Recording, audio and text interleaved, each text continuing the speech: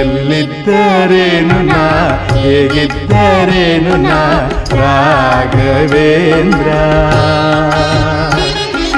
ನಿನ್ನಲ್ಲಿ ಶರಣಾಗಿ ನೀ ನನ್ನ ಉಸಿರಾಗಿ ಬಾಳಿದರೆ ಸಾಕು ರಾಘವೇಂದ್ರ.